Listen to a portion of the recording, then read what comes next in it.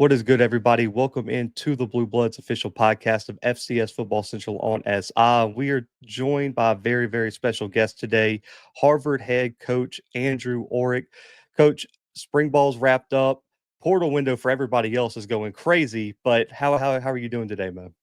I'm doing great. Thanks for having me, Zach. This is really cool to be on here. Yeah, the portal is not necessarily a big item for us. We're completely done with our class and not really worried about that right now. So I don't have that on my plate at least. Hey, it's got to be really nice to kind of sit back and be able to watch all the chaos while knowing that you guys are a little bit just kind of in your own bubble here and you guys get to watch the chaos and not really be in it. So, got to be a little bit relaxing there. Coach, I want to take a step back to last season. You had a historic season, right? I believe you were the first Harvard head coach to win the Ivy League title in your first season.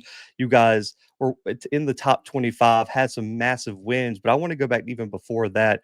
When you got the offer, while you were on the Rutgers staff to be the Harvard head coach. What went into your decision making, and what made Harvard the job for you?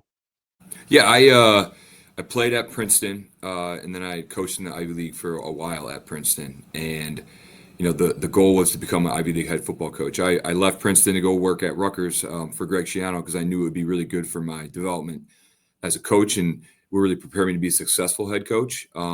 So the end goal was still to be an Ivy League head coach, and there were other jobs that were maybe open last that hiring cycle, but Harvard to me was always the top one in the league. Even though I went to Princeton and coached there, when you were recruiting against Harvard and they got an offer from Harvard, like, oh man, we're gonna have to deal with Harvard. So I knew it was a great situation, and Coach Murphy, having recruited against him, I know the type of student athletes they were recruiting, so I knew there was a lot of talent on the roster. In a place that had so much sustained success, it was a very easy decision to take the job.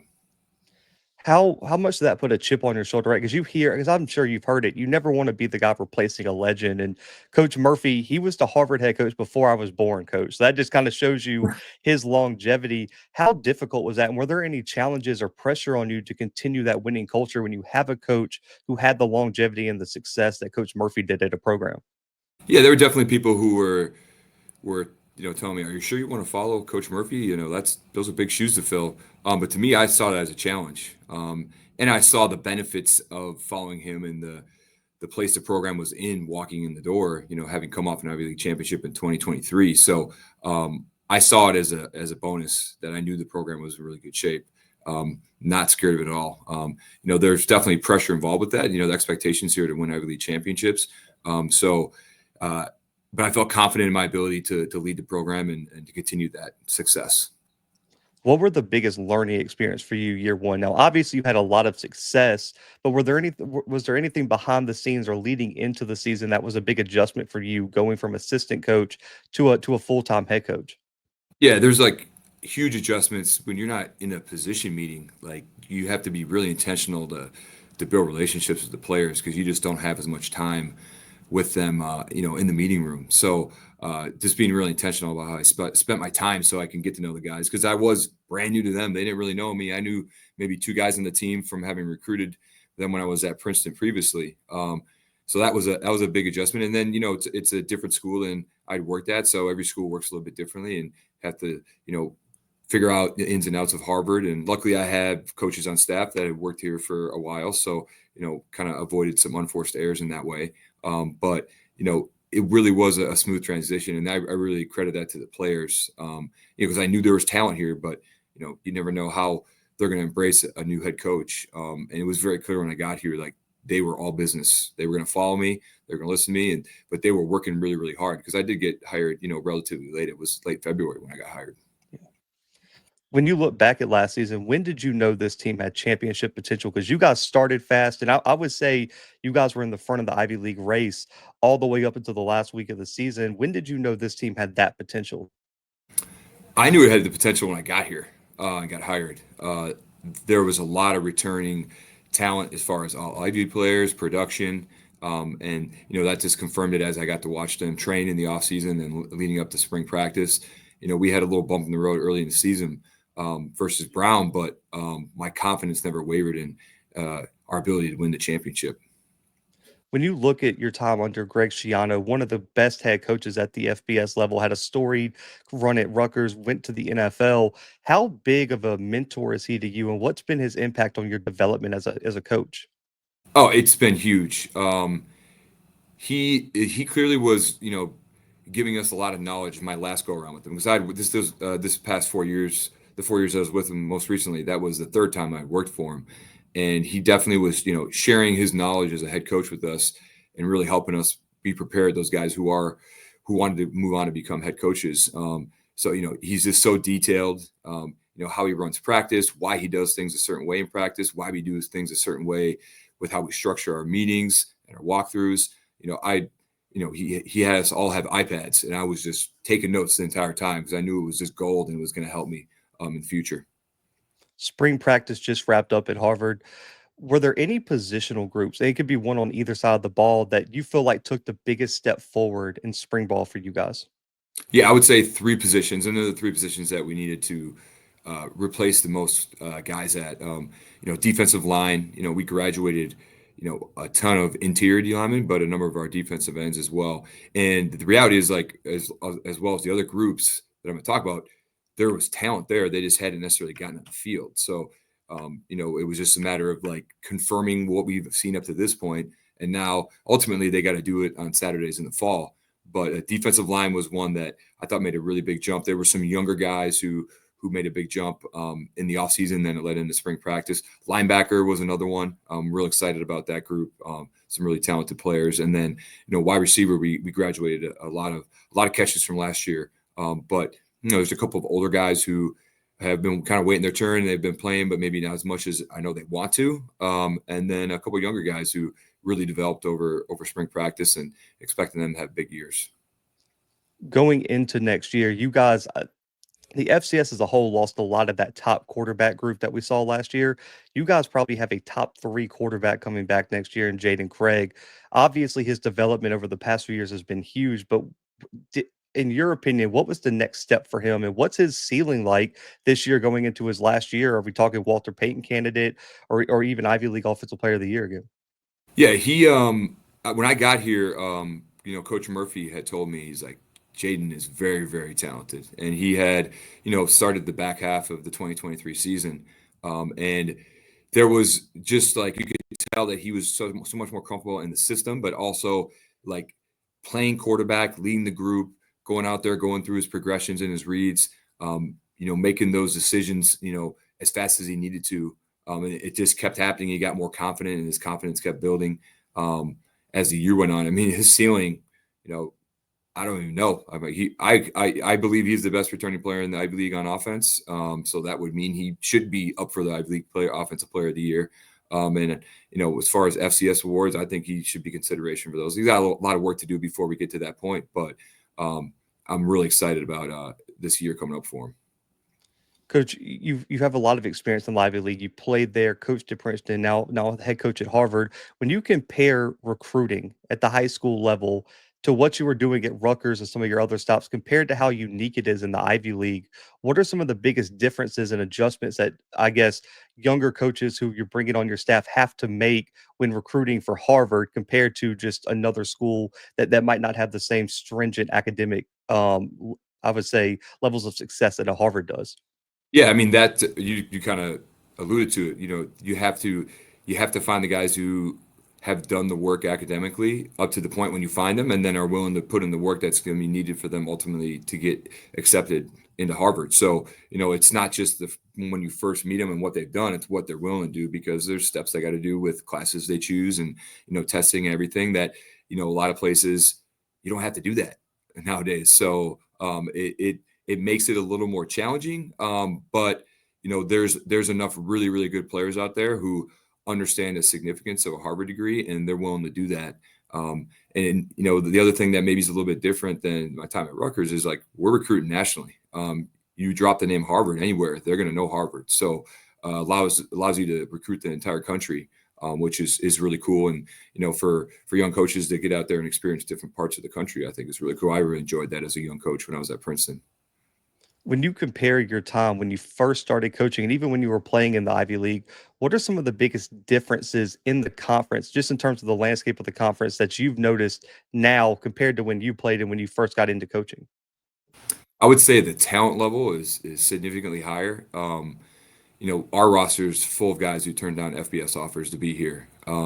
It necessarily wasn't that case when I was playing, and it's just continued to move with how college football has moved with the structure and how everything is more planned out, and football is just a little more serious maybe than when I was playing. And that's comes with the times, and that's what's happening at all the levels.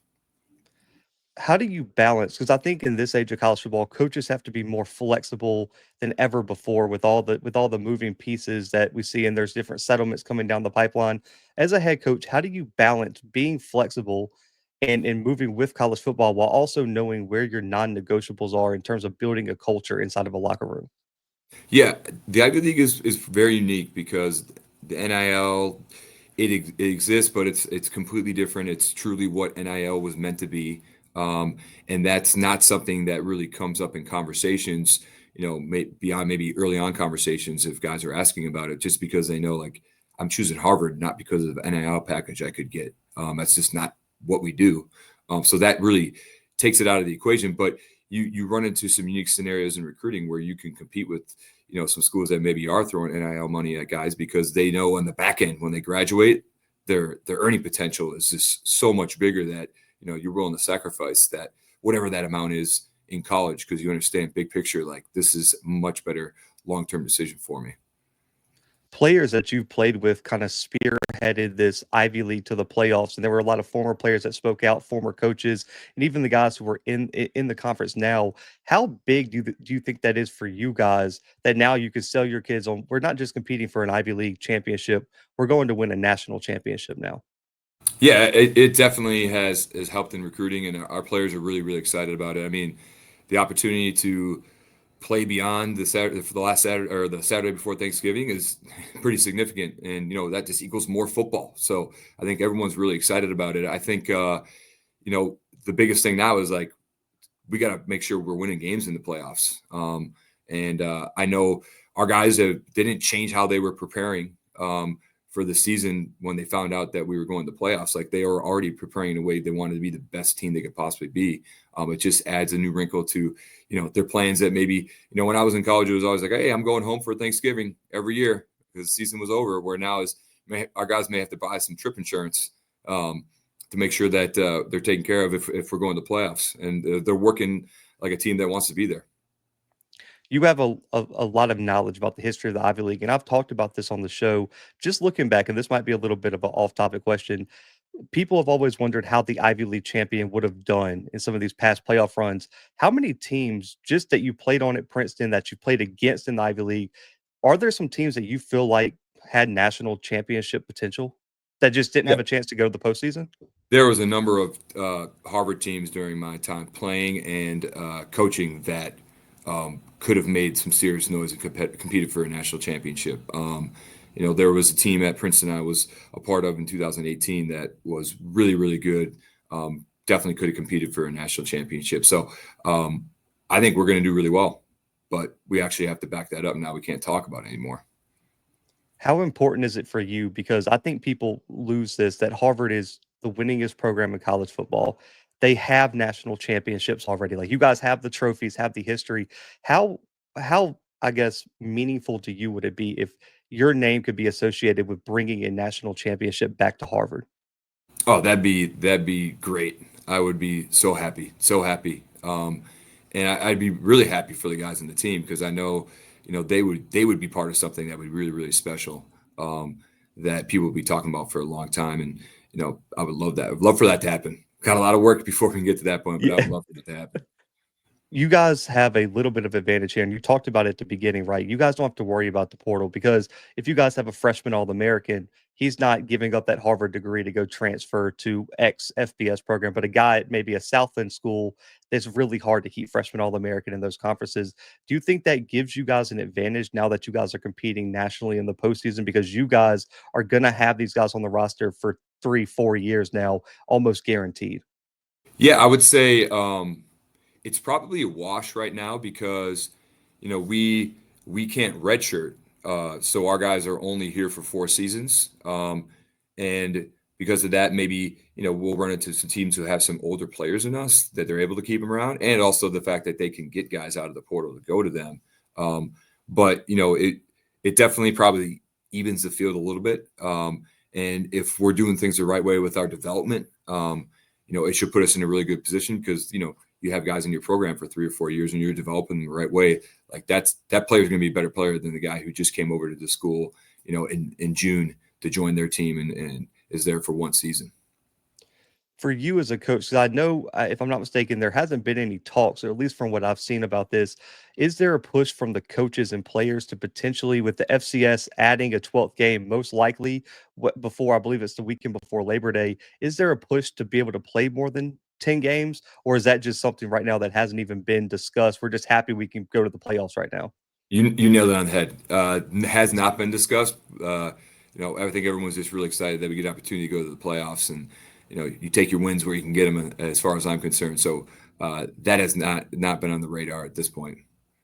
And I know Ivy Leagues have you guys are very unique because I love it as a media member, right? Because I know y'all's out of conference schedule years in advance. And some of these programs are still signing out of conference games for this year. And it's very annoying for me because it's hard to project. Are there going to be any changes moving forward? And how involved are you with out of conference scheduling? And do you want to see maybe more home and homes with the Dakotas, Montana's, Big Sky schools, or even the Valley schools? That way you can get some experience going into the playoffs and know where your team stands earlier in the season. Yeah, I definitely want to do that. And as you said, the schedules are pretty set far in advance. So when I do have the opportunity, that's what I'm looking for to play some scholarship schools that are going to help us be prepared for the playoffs and also help us with seeding in the playoffs. But that's a number of years away because, like you said, the schedules are pretty far in advance set out. Coach, the final question, man. Just your message to the Harvard fans, alum, listeners out here about what we can expect from this year's Harvard team, and what would it mean to you to have back-to-back conference championships to start your head coaching career? Yeah, they're going to see a team that clearly loves their teammates, loves Harvard football, and they're going to put it on the line every single week. They're going to be obsessed about the football on both sides of the ball. They're going to be a team that's going to execute at a high level, and they're going to be a team that they can be proud of. And I know these guys are working extremely hard because they want to bring another championship back to Harvard, and they want to be that first Ivy League team that gets opportunity to go to the playoffs, and they're going to do everything they can to do that. I got a feeling, coach, just my projection we've talked about on the show. I think 2 Ivy League teams are going to get in this year. That's just been my bold prediction. I think when you look at out of conference win percentage, you look at how talented these teams are. There's a chance that there's 2 8-2, 9-1 Ivy League teams that are going to be sitting there on the bubble. But coach, I appreciate it so much. I'm really looking forward to making it up to Harvard for a game down here in Mobile, though, Alabama. Long trip. It gets real cold in the winter too, so hopefully I'll get to be up there for a game soon. But guys, make sure to go follow Harvard Athletics on all social media accounts. Make sure to go follow Coach Aurich on all social media as well. Harvard has one of the best media teams out there putting out content consistently. But guys, for Coach Aurich, for Harvard Athletics, for myself, the Bluebloods FCS Football Central on SI, we are out for right now.